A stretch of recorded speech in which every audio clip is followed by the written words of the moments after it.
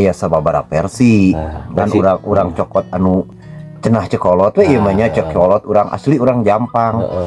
Ngaran Jampang teh dicokot tina ngaran hiji Jukut Mang Nut. Oh. Jukut nya modelna Jukutna jangkung sok kemangan luhurna disebut Jukut Jampang.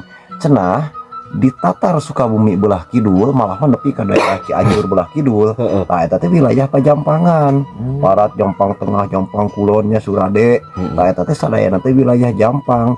Disebut Jampang teh karena di ieu wilayah teh kapungkurna aya lagi seueur nya. Jukut Jampang teh ya. Ke geura urang nyanak Jukut Jampang nya.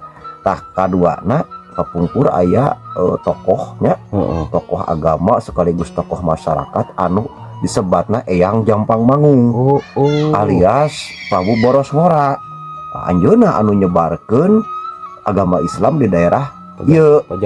Jadi duka sebagian riwayat oge nyebatkeun bahwa nami Jampang teh dicanak tina namina jenenganana Eyang Jampang Mangung teh anu tepat mah di daerah Nyalindung cenah kapungkur teh. Pati rasanana teh kitu.